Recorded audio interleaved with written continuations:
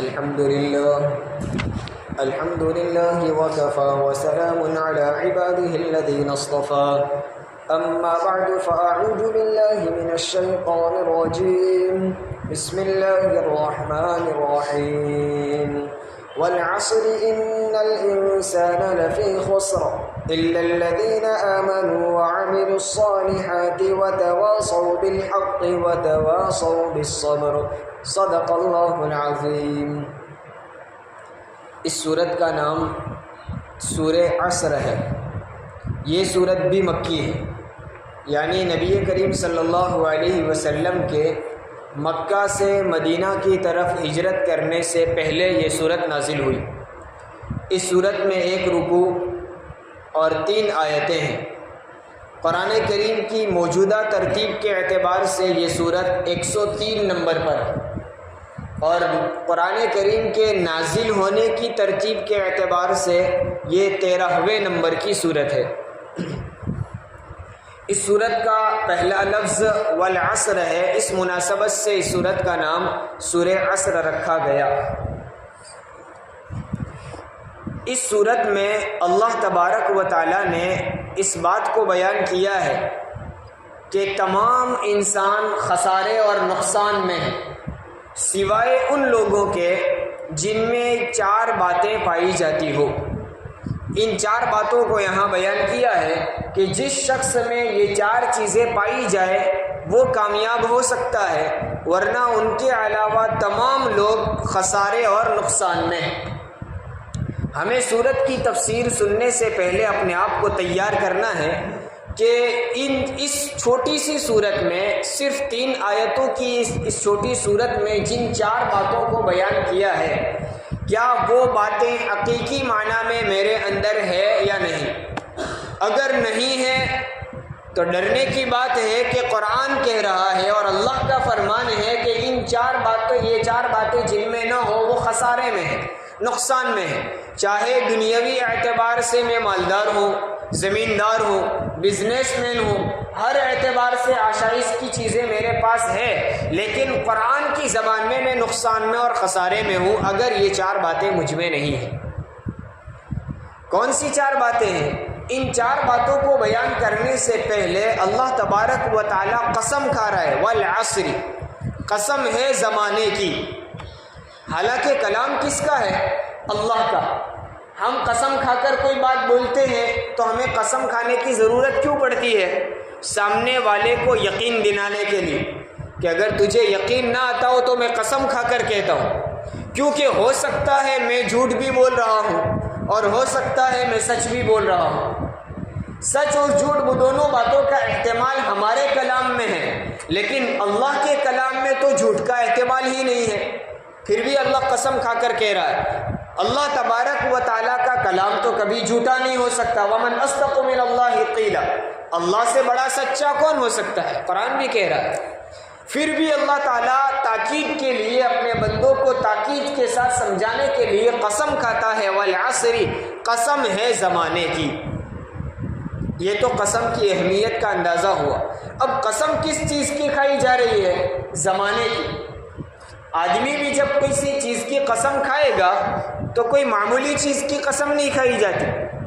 قسم ایسی چیز کی کھائی جاتی ہے جس کی اہمیت خود بولنے والے کے دل میں بھی ہو اور سننے والا بھی اس کی اہمیت رکھتا ہو۔ ایسی عظیم الشان چیز کی، کسی اہم چیز کی قسم کھائی جا رہی ہے۔ اللہ تبارک و تعالی زمانے کی قسم کھا رہا ہے، معلوم یہ ہوا زمانہ بھی کوئی خاص اہمیت رکھتا ہے۔ زمانہ کس کو کہتے ہیں؟ وہی وقت، ٹائم، منٹ، سیکنڈ اور دن، مہینے اور سال۔ یہ زمانہ اللہ کی نگاہ میں بھی ایک خاص اہمیت رکھتا ہے، اور اس کی قسم کھا کر اللہ آگے 4 باتیں بیان کر رہا ہے، چونکہ آگے آنے والی یہ 4 باتیں، 4 اعمال بھی زمانے اور وقت ہی میں کیے جاتے ہیں۔ انسان کے جتنے اعمال ہیں یہ سارے کہاں ہوتے ہیں؟ انسان کی عمر میں، اور عمر وہی ایک زمانہ ہے، وقت ہے۔ اور انسان کے اعمال کو بھی قرآن نے تجارت سے تعبیر کیا، گویا انسان دنیا میں آیا ایک تجارت کرنے کے لیے۔ ایک تجارت اور بزنس تو وہ ہے جس سے ہم دنیا کماتے ہیں، اللہ تبارک و تعالیٰ نے ہمیں دنیا میں بھیجا ایک اور تجارت کے لیے، ایک اور بزنس ہمارا ہے، اور وہ کون سا؟ آخرت کے لیے، آخرت کی زندگی بنانے کے لیے یہاں ہم تجارت کر رہے ہیں۔ اس لیے اللہ تبارک و تعالیٰ نے قرآن میں بھی ایک جگہ ہمارے اعمال کو تجارت سے تعبیر کیا، هل ادلکم علی تجارت تنجیکم من عذاب علیم، میں تم کو وہ تجارت نہ بتاؤں جس سے تم دردناک عذاب سے بچ سکو، جو تم کو دردناک عذاب سے وہ تجارت بچا لے۔ تو ہماری زندگی ایک قسم کی تجارت ہے، یہ کھیتی ہے، آخرت کی کھیتی، آخرت میں فصل کاٹی جائے گی، تو آخرت کے لیے ہمارے یہاں کھیتی ہے۔ یہ ہماری پوری عمر جو ہے وہ ایک تجارت ہے، یہ سارے اعمال، یہ آخرت کی تجارت اور آخرت کی کھیتی ہماری عمر میں اور ہمارے وقت میں کی جاتی ہے۔ اس لیے وقت کی بڑی اہمیت ہے۔ وقت ایک ایسا سرمایہ ہے جو ہر لمحہ، ہر سیکنڈ صرف ہو رہا ہے۔ وقت کے علاوہ جتنا ہمارے پاس سرمایہ ہے اس کو اسٹاک کر کے رکھا جا سکتا ہے۔ آدمی کے پاس روپے پیسے ہیں تو اس کو تجوری میں بند کر کے اسٹاک کر سکتا ہے، آج استعمال نہیں کرنے، کل کروں گا، آئندہ مہینے کروں گا، اس کو بچا کر رکھا جا سکتا ہے۔ کھانے پینے کا سامان بازار سے آدمی خرید کر لے آیا، آج کچھ پکایا اور کھایا، باقی کا فریز میں بند کر کے رکھ دیا، تو کیا کرو گے؟ کل استعمال کریں گے۔ اس کو بچا کر رکھا جا سکتا ہے، بعد میں اس کا استعمال کیا جا سکتا ہے۔ لیکن وقت ایک ایسا سرمایہ ہے جو برف کی مانند پگھل رہا ہے، ہر سیکنڈ پگھلتا ہے اور گیا وقت پھر دوبارہ ہاتھ میں آ سکتا نہیں ہے، یہ ہر لمحہ گزر رہا ہے۔ اس وجہ سے اللہ تبارک و تعالیٰ وقت کی قسم کھا کر کہہ رہا ہے کہ دیکھیے تمہارا ہر سیکنڈ اور ہر منٹ گزر رہا ہے، واپس موقع نہیں ملے گا۔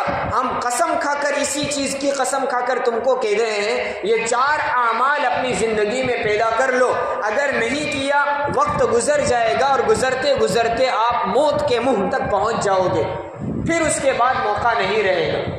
تو وقت گزر رہا ہے، اس کی اہمیت دلانے کے لیے اللہ تبارک و تعالیٰ قسم کھا رہا ہے۔ اس سے معلوم یہ ہوا کہ اللہ کے یہاں بھی وقت کی بڑی اہمیت ہے۔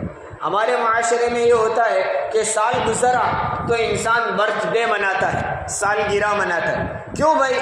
میں کل تک، گزشتہ سال تک 21 سال کا تھا، ایک سال گزرا تو میں 22 سال کا ہو گیا، بڑا ہو گیا۔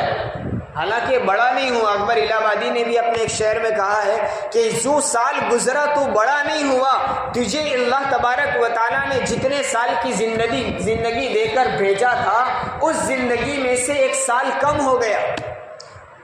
تقدیر میں تیرے لیے 60 سال لکھے ہوئے تھے، گزشتہ سال کے مقابلے میں 1 سال اس 60 سال میں سے کم ہو گیا۔ موت کے اور قبر کے 1 سال قریب ہو گیا۔ اب تو تجھے افسوس کرنا چاہیے کہ 1 سال گزر گیا، موت کے قریب ہو گیا، اور اس پورے سال میں موت کی کوئی تیاری نہ کر سکا، یہ افسوس ہونا چاہیے۔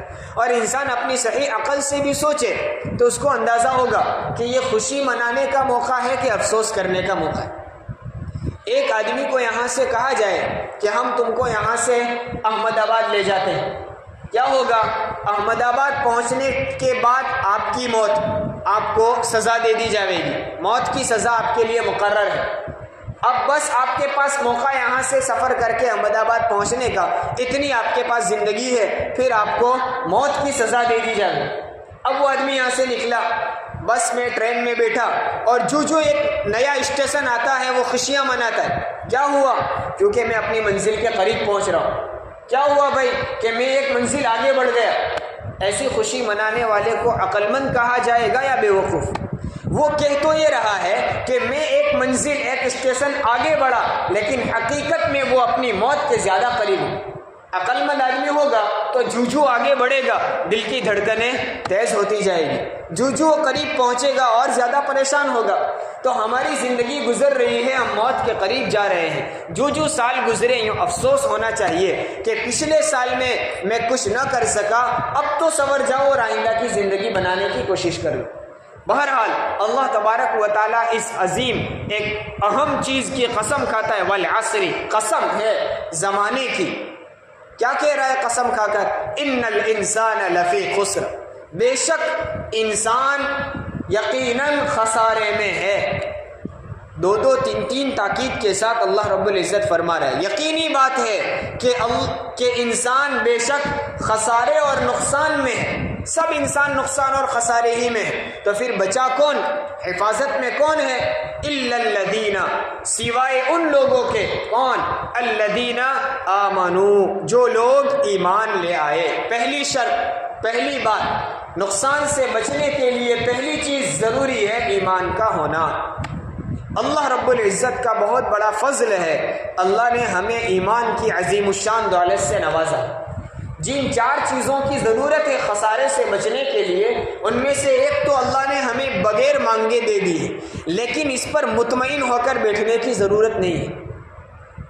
ہم جس دور سے گزر رہے ہیں وہ دور نبی کریم صلی اللہ علیہ وسلم نے 1400 سال پہلے اس کی عکاسی فرمائی کہ ایک زمانہ آئے گا کہ صبح کا مومن شام کو کافر، شام کا مومن صبح کو کافر ہوگا۔ یصبح مؤمنا ویمسی کافرا ویمسی مؤمنا ویصبح کافرا۔ اور یہ وہ دور ہے، پورے علاقے، پورا سماج ارتداد کا شکار ہو رہا ہے۔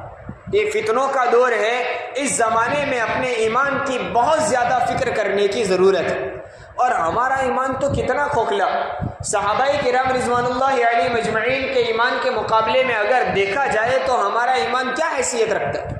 صحابہ کا ایمان کتنا پاورفل ہوگا کہ اللہ تبارک و تعالی دوسرے لوگوں کو ایمان لانے کی قرآن میں دعوت دے رہا ہے اور کہہ رہا ہے ایسا ایمان لاؤ جیسے یہ لوگ ایمان لائے۔ یہ لوگ یعنی صحابہ۔ جب ان منافقوں کے بارے میں کہا وَإِذَا قِيلَ لَهُمْ آمِنُوا كَمَا آمَنَ النَّاسِ، جب ان کو کہا جاتا ہے کہ اس طرح ایمان لے آؤ جیسے صحابہ ایمان لائے ہیں، ناس سے مراد اس زمانے میں مومنین کون تھے؟ صحابہ۔ تو صحابہ کے بعد ایمان کو تو معیار قرار دیا، پھر بھی اپنے ایمان کی اتنی زیادہ فکر تھی کہ جب دو صحابی ملتے ایمان کا مذاکرہ ہوتا، ایمان کے بول کو بولا جاتا، اور حضور اکرم صلی اللہ علیہ وسلم نے باقاعدہ حکم دیا جددو ایمانکم، تم اپنے ایمان کی تجدید کیا کرو۔ ہمارے زمانے کی لحاظ سے اگر اس کا ترجمہ کیا جائے تو تم اپنے ایمان کو اپڈیٹ کیا کرو۔ اپڈیٹ میں کیا ہوتا ہے؟ وہ نیا کر دیا جاتا ہے، نئے ورژن ڈالے جاتے ہیں۔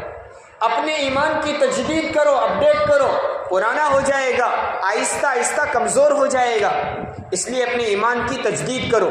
صحابہ کرام رضوان اللہ علیہ مجمعین باذوق اور شوق رکھنے والے لوگ، بس سن لیا ہاں تجدید کرنا ہے، ایک کان سے سن لیا اور نکال دیا، اس طرح نہیں ہوتا تھا۔ بھئی تجدید کرنی ہے، حضور نے حکم دیا تو ہمیں کرنا ہی ہے، تب کیسے کریں گے؟ یہ سوال صحابہ کو پیدا ہوا، کیوں؟ اس لیے کہ اپنے ایمان کی تجدید کرنا وہ چاہتے تھے، اس لیے فوراً انہوں نے حضور صلی اللہ علیہ وسلم سے پوچھا کیف نجدد ایماننا، ہم اپنے ایمان کی تجدید کیسے کریں؟ ہمیں بتا دو وہ طریقہ کہ کس طرح ہم اپنے ایمان کو اپڈیٹ کیا کریں۔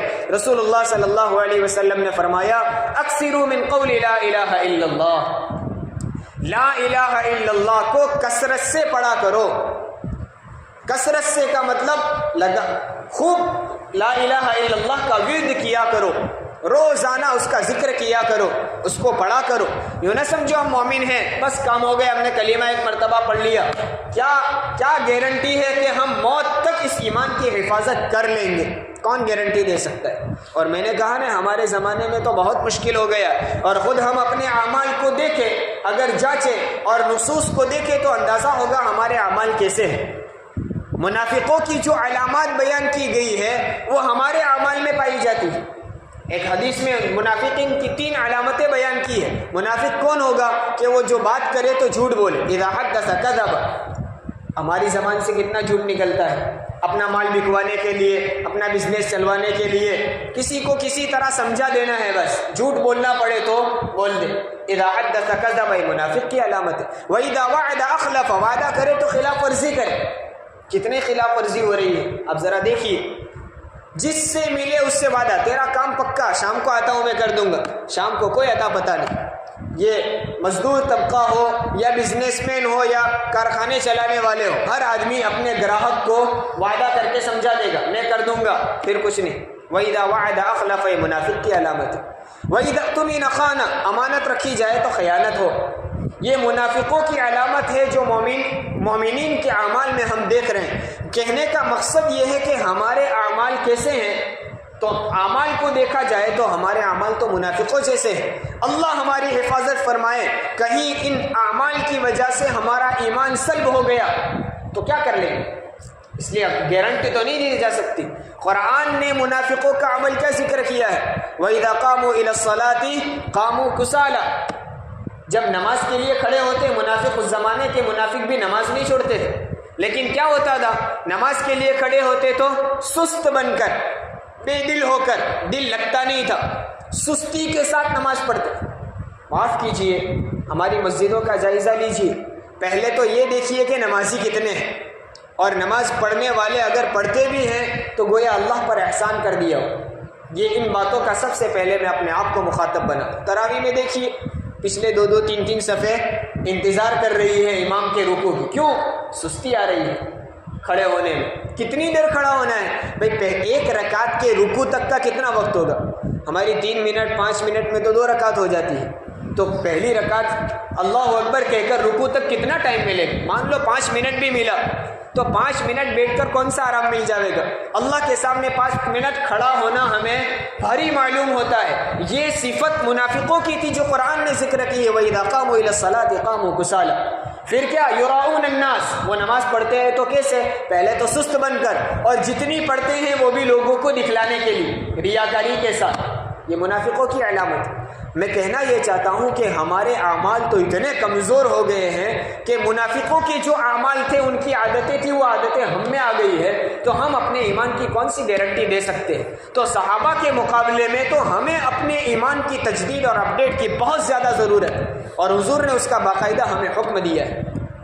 رمضان کے لیے بھی اللہ کے رسول صلی اللہ علیہ وسلم نے حکم دیا ہے۔ حضرت سلمان فارسی رضی اللہ تعالیٰ عنہ کی روایت، حضرت شیخ رحمۃ اللہ علیہ نے فضائل رمضان کی پہلی روایت میں ذکر کیا ہے۔ ان میں کیا کرنا ہے؟ بھئی 4 کام کرو، لا الہ الا اللہ کی کثرت، استغفار کی کثرت، اور جنت کی طلب، اور جہنم سے پناہ۔ یہ 4 کام رمضان میں کرنے کا حضور نے ہمیں حکم دیا۔ تو اس میں پہلی چیز کون سی ہے؟ کلمہ طیبہ کو کثرت سے پڑھا کرو، لا الہ الا اللہ، لا الہ الا اللہ۔ اور کوئی مشکل نہیں ہے، آپ ذرا اندازہ لگائیں، یہاں سے گھر جانے تک تقریباً آرام سے 100 مرتبہ ہو جاتا ہے۔ 5 وقت کی نماز کے لیے ہم آئیں اور 5 وقت کی نماز کے بعد گھر جائیں، آتے اور جاتے 100 مرتبہ پڑھ لے تو دن میں 1000 مرتبہ تو ویسے ہی ہو گئے۔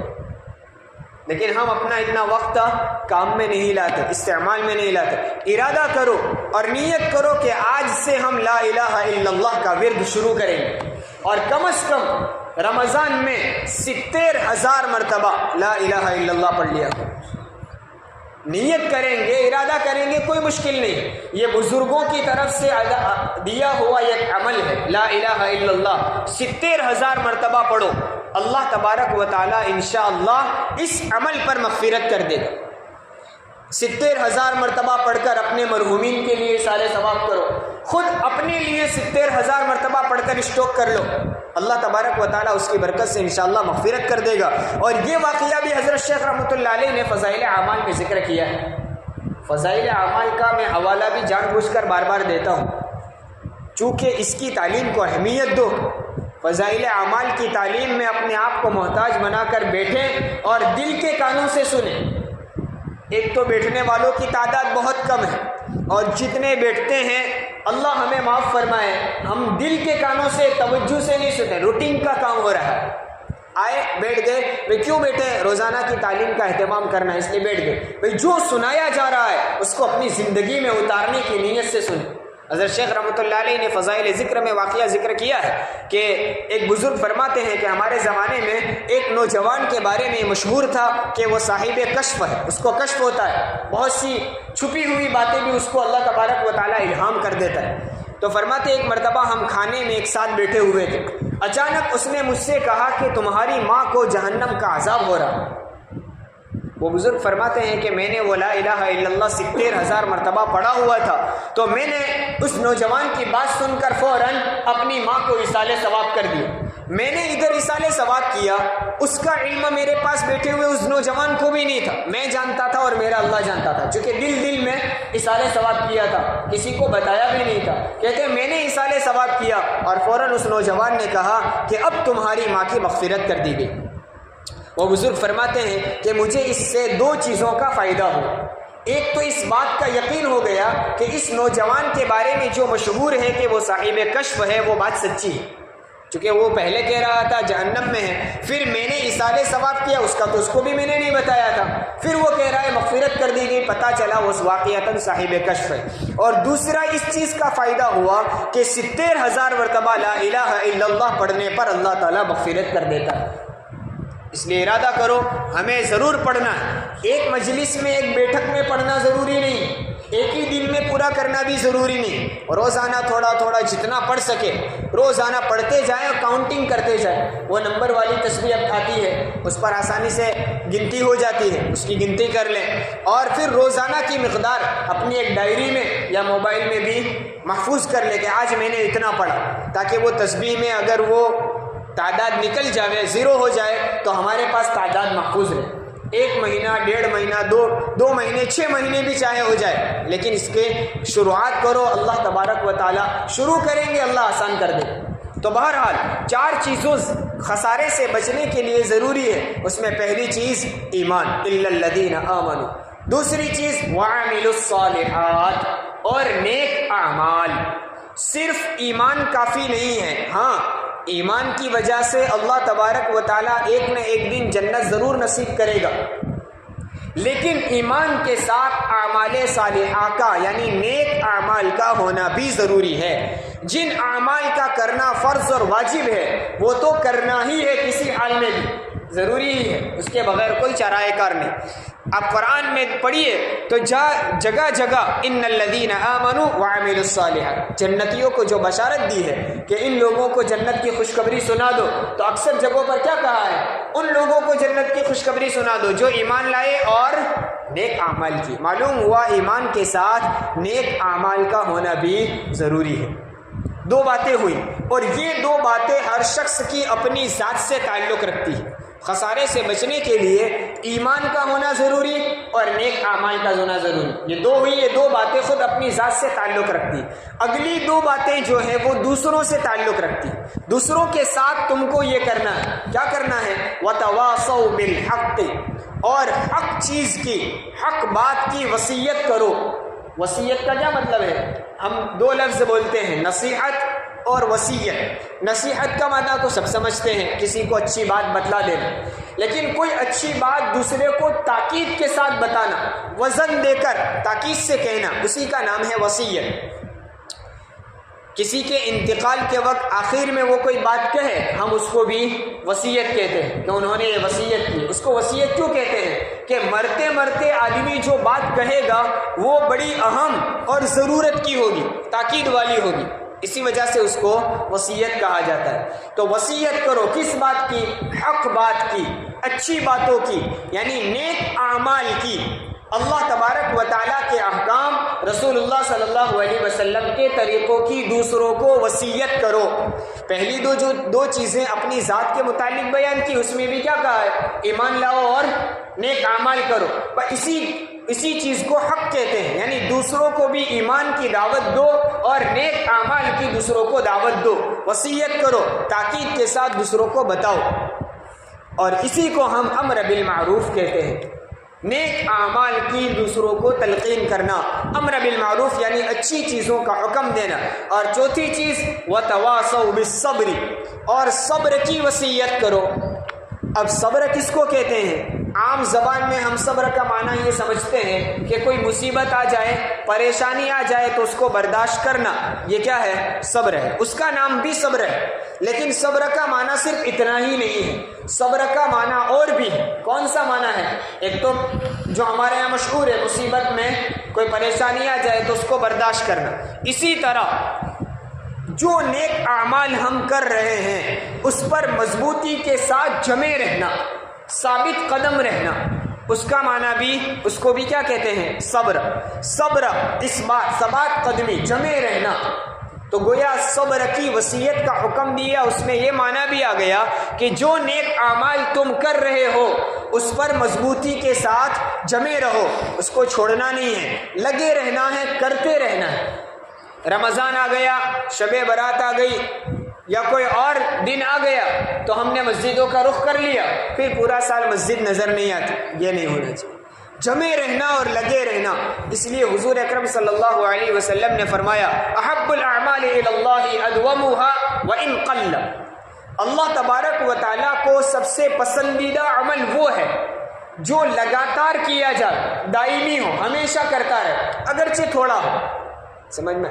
ایک مرتبہ جوش آیا تو تہجد اور چاشت اور اوابین سب پڑھ ڈالے، اور پھر کیا ہوا؟ کیا فرض کے بھی لالے ہو؟ یہ نہیں. ہاں، چاہے صرف فرض پڑھتے رہے، تھوڑا عمل ہو لیکن لگاتار ہو، مسلسل ہو، یہ اللہ تبارک و تعالیٰ کو محبوب اور پسندیدہ ہے. تو صبر کا ایک معنی ہے مضبوطی کے ساتھ جمے رہنا، اور صبر کا ایک معنی ہے گناہوں سے، معصیت سے، نافرمانیوں سے بچتے رہنا. اس کو بھی صبر کہتے ہیں. صبر عن المعصیت، معصیت سے، گناہوں سے اپنے آپ کو بچانا. تو گویا وتواصوا بالصبر میں اس بات کا بھی حکم دیا کہ دوسروں کو گناہ کے کاموں سے اور نافرمانی والے اعمال سے بچنے کی وصیت کرو، تاکید کرو، حکم دو. اور اسی کو ہم کہتے ہیں نہی عن المنکر، گناہ کے کام سے دوسروں کو بچانا، اور یہ بھی ہماری ذمہ داری ہے. دیکھیے 4 چیزیں بیان کی، ان میں سے پہلی 2 باتیں وہ ہے جو ہماری ذات سے تعلق رکھتی ہے. خسارے سے بچنے کے لیے چاروں ضروری ہے، تو بعد کی 2 چیزیں ہیں وہ دوسروں سے تعلق رکھتی ہیں. یعنی دوسروں کو اچھی بات کا حکم دو، امر بالمعروف کرو، اور دوسروں کو گناہوں سے بچاؤ، یعنی نہی عن المنکر کرو. معلوم یہ ہوا کہ خسارے سے بچنے کے لیے امر بالمعروف اور نہی عن المنکر بھی ضروری ہے. صرف اپنا ایمان اور اپنے اعمال کافی نہیں ہوگا. میں نیک بن گیا، بزرگ بن گیا، ولی بن گیا، کافی نہیں ہوگا. دوسروں کو بھی راہ راست پر لانے کی محنت اور کوشش کرنا یہ ہماری ذمہ داری ہے. اور باقاعدہ حدیث میں بھی اس کا حکم دیا ہے من رأى منکم منکرا فلیغیرہ بیدہ فإن لم یستطع فبلسانہ فإن لم یستطع فبقلبہ وذلک اضعف الایمان. جب تم کسی کو دیکھو کہ وہ گناہ میں مبتلا ہے، کوئی منکر نافرمانی کی چیز دیکھو، تو پہلا درجہ یہ ہے کہ تم اس کو ہاتھ سے روکو. ہاتھ سے کون روکے گا؟ اس شخص کی ذمہ داری ہے جس کو اقتدار ہو. ہاتھ سے روکنے کا مطلب جس پر ہمارا بس چلتا ہے، جو ہمارے ماتحت ہے. مثلا باپ ہے، بیٹے کو نافرمانی کرتے ہوئے دیکھے تو باپ کے لیے ضروری ہے ہاتھ سے روکے. پٹائی کی ضرورت پڑے تو اس کی پٹائی کرے. استاد ہے تو اس کو چاہیے کہ شاگرد اگر کوئی نافرمانی اور گناہ کرتا ہے تو ہاتھ سے روکے. شہر کا، ملک کا کوئی حاکم ہے اور وہ دیکھتا ہے کہ اللہ کی نافرمانی ہو رہی ہے اور اس کا پاور ہے اس کے پاس، اور اس کے پاس وہ اقتدار ہے، تو اس کے لیے ضروری ہے وہ ہاتھ سے روکے. یہ ان لوگوں کے لیے ہے جو صاحب اقتدار ہے. ہر شخص کو ہاتھ سے نہیں روکا جا سکتا، ورنہ ہم کسی کو دوسرے سے کو ہاتھ سے روکیں گے اور اس کو اگر کوئی گناہ کر رہا ہے اس کو تماشا مار دیا، اس کو پٹائی کر دی تو جھگڑا ہو جائے گا. الٹا وہ ہماری بات ماننے کے بجائے ہٹ دھرمی اور ضد پر آ جائے. تو جن لوگوں کو اقتدار ہے، جو کر سکتے ہیں، ان کو چاہیے کہ ہاتھ سے روکیں. اگر ہاتھ سے روکنے کی طاقت نہیں ہے تو کیا کریں؟ زبان سے روکیں، سمجھائیں. جو آدمی نافرمانی میں، گناہ میں مبتلا ہے، اس کو سمجھانا ہماری ذمہ داری. اور اگر زبان سے بھی نہیں روک سکتے تو کم از کم اس گناہ کے کام کو اپنے دل سے برا سمجھیں. اور حدیث کہہ رہی ہے ذالک اضعف الایمان، یہ ایمان کا سب سے کمزور درجہ ہے. زبان سے بھی ہم نہ روک سکے تو دل سے تو کم از کم اس فعل کو، اس گناہ کو برا سمجھنا چاہیے. یوں نہیں سمجھنا چاہیے کہ اس میں کیا ہوا ہے تو سب کرتے ہیں، نہیں، یہ گناہ ہے، اللہ کی نافرمانی ہے، اس کو برا سمجھنا. بہرحال یہ 4 چیزوں کا حکم دیا: ایمان، اعمال صالحہ، حق بات کی وصیت یعنی نیک کاموں کی تاکید کرنا، دوسروں کو سمجھانا، امر بالمعروف کرنا، اور نمبر 4 برائی سے دوسروں کو روکنا یعنی نہی عن المنکر کرنا. اللہ تبارک و تعالی ان 4 باتوں پر ہم سب کو عمل کرنے کی توفیق عطا فرمائے. آمین. وآخر دعوانا